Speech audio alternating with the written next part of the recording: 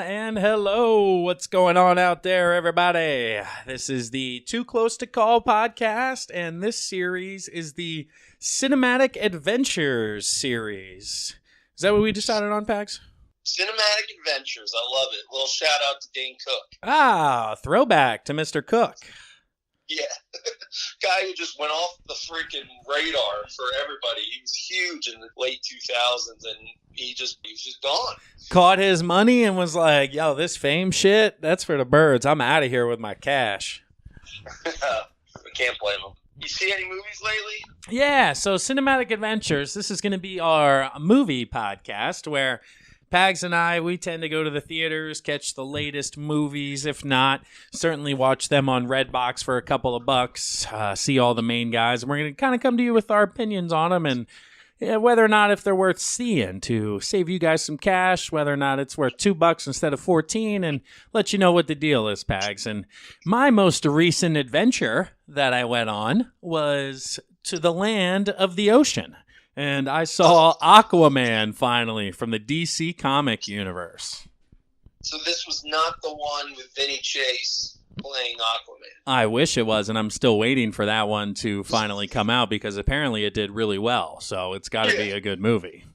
It squashed the bug swinger, is what they say in the show. Crushed box office records, even through a blackout. It's an amazing story.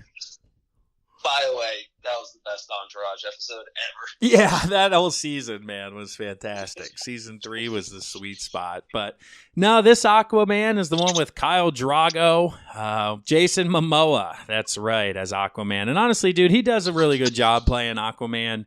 It's a tough little gig, you know. The guy's in the ocean, he's wearing the tights.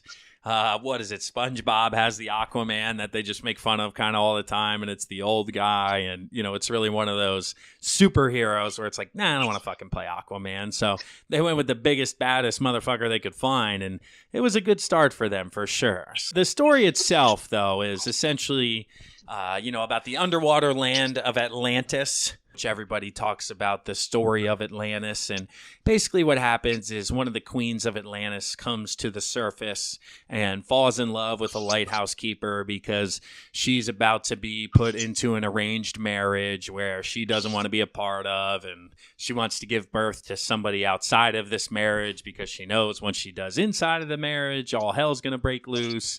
And long story short, when she comes back, they find out that this happens, and they basically outcast her and sacrifice her to the gods. They take her to this one part of the ocean where all these creatures are, and it's one of those, if you make it out alive, so be it, but nobody's ever done it type of thing. So nobody knows for sure whether she's dead, but it's always assumed that she is.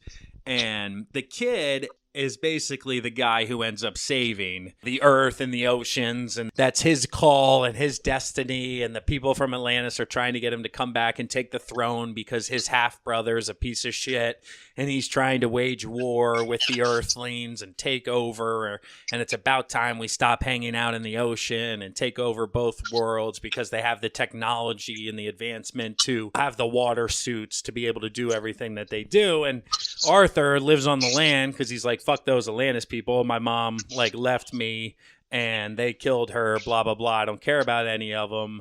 And is just trying to stop it more or less because he just doesn't want the Earthlings to die. Not that he actually gives a shit about Atlantis. So that's kind of the overall feel, and where they get the comedic aspect of the movie is because they're like, oh, do it for this reason. And he's like, no, I'll do it, but not for that reason at all. So screw you guys. The beginning, it sounded like you were explaining Little Mermaid. It's kind of it's the standard plot line you think of when it comes to, they're trying to take over. He has to go back to fight this guy. He challenges the guy. It doesn't go well because he doesn't know how to fight underwater and take full advantage of his powers. So then they come back out of the water, and he learns how to fight, and he learns that he has to get this trident, which is the trident of all tridents. and you have to do it by following these clues and get to this certain area. And he finally gets there, gets the trident, obviously, because that's how he puts the fucking suit on, which everybody sees. So not really a spoiler alert there. Again, another story you kind of already know the ending to, just based on the comics and the previews and everything like that. And I will say, though, because half of the movie takes place underwater, it is really cool how they film them, and it will look like their hair is like floating as if you were underwater, or, you know, certain limbs. Like, I don't know how they filmed it, whether people were literally like dangling in the air while they were doing this, or if it's all CGI, but that blend of stuff was really cool. And then there was another scene where they're fighting in like Italy or something, and they're running across rooftops, and there's two different fights within the same city going on, and the camera, instead of like cutting from one scene to the other, drones, so it'll like zoom out and you'll see the other woman like running in the background, and then it'll like zoom in on her. So like you move amongst the city, but it never like cuts the scene, like switches, goes to black, switches, goes to black. You just move throughout the city to kind of like follow what's going on. And I thought that was a pretty cool little effect that I don't know if many movies or shows have kind of implemented when it came to the fight scenes. Okay, so I didn't see Aquaman, but I saw Superman versus Batman. I saw Justice League. It's better than both of those, to be honest with you. It makes me feel like they're trying too hard. There's definitely that feel. I would put it below Wonder Woman, which was an awesome movie, regardless of whatever, but above Batman. It was probably their second best movie, which isn't difficult to do, which is shitty because they've had 5 or 6, but like Suicide Squad was terrible. Justice League was very bad. Like it's definitely number 2 and worth the $2 at Redbox to throw in for a couple hours. It just makes me angry because they could make these movies so good, and I feel like they rush them, and it makes me angry. This one was getting a little bit better, so I'm excited and curious kind of how the DC universe continues to evolve, because I know your movie we're talking about is in the competitive universe. Yes, so on Thursday night, I went and saw Avengers EndGame. Now, no LaShawn McCoy spoilers here, Pags, all right? We don't want to be shady tweeting out what the fuck's going on and everybody hating us here, but we do want to inform the listeners. Give them a little preview, you know, your version of the trailer. Take us behind the curtain, but don't give us any of the goods. First off, before I get into the movie, what's your take on people cheering in the movie like you're at an Eagles game? I've never once cheered in a movie. Oh, I haven't either. I don't see, like, the director's not in there, the actors aren't there, like, nobody knows you're gonna cheer. What are you, like, videotaping and tweeting it at them? Like, Iron Man's not gonna say thank you because he's getting a round of applause from the 7:45 showing in Bethlehem, Pennsylvania. Literally, it drove me nuts. Like, people were going like, sucks. Yeah! Oh, shit! Oh, yeah! man. And I'm like, oh, my God, shut the fuck up, This is not people. a 4D experience. No. So, 3 hours long. Okay, long you don't movie. Feel like you're there for 3 hours. Let's just say that. Because there's a little slow point in the beginning, but they need it to be slow because it's setting up everything that's going to happen for the next 2 hours. Because this is the longest Marvel movie, man. So obviously it's the conclusion, but still, 3 hours is a long time, dude. It is. And I really, honestly, I did not feel like I was there for 3 hours. That's good, then. It was the perfect combination of action, heartfelt moments, and just absolute hilariousness. You get the characters from Thor Ragnarok that were fucking hilarious. Nice. You get Bruce Banner, who is just...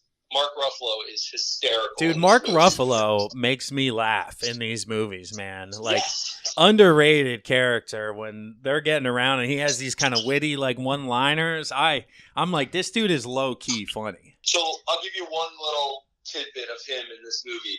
In this movie, he has figured out how to make himself look like the Hulk, but it has his face and his personality of Bruce Banner. And it is absolutely hysterical. Oh, that is hysterical because the Hulk wouldn't come out last we saw in Infinity War.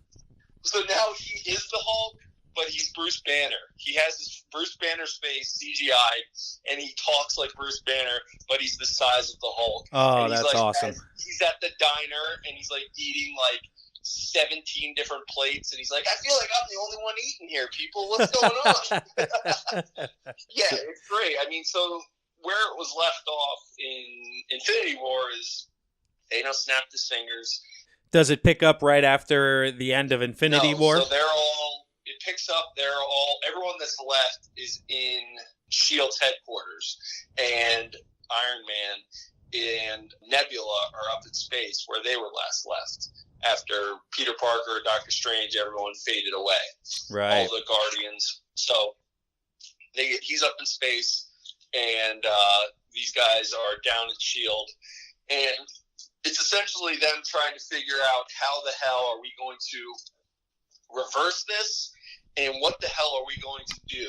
Because they got to find Thanos. They got to figure out what So basically, the hell's you're going telling on. me everything we see in the trailer is pretty much happening within the first 5 to 10 minutes of the movie. Yeah, We I see would them say- in the office trying to figure shit out. We see him up there talking to people, kind of like the first initial trailer where it was like, hey, this is where they're at. So that's good news that they're not spoiling anything for you. But I guess to wrap it up here, Pags, so we don't give away too much, worthy conclusion to the series? Were you shocked? Were you surprised? Were you like, yeah, I fucking knew that was going to happen? What were your feelings as you were watching the ending kind of play itself out?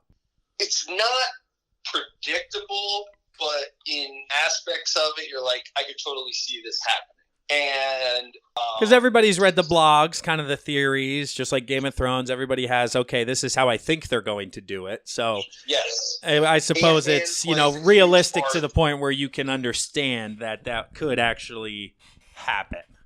Yes. That's good Ant-Man then. plays a huge part in this movie. I would say Paul Rudd's one of the more available characters in this movie. You didn't have to see Captain Marvel. If you're worried about, I got to see Captain Marvel before Avengers EndGame, you don't have to. Okay, Trust I me. did see that You one. just That have one to was know good that she's too. powerful.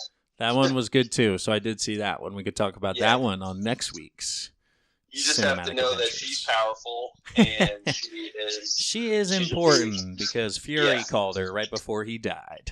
So I should spend Yeah. the $15 and go see it on the big screen. Oh, you got it. The fight scene is absolutely insane. It's awesome. Yeah, it is. How's the soundtrack? It's really good. It's a mix of Guardians, like kind of like the old time music, Right. and some newer stuff. Dude, it's awesome.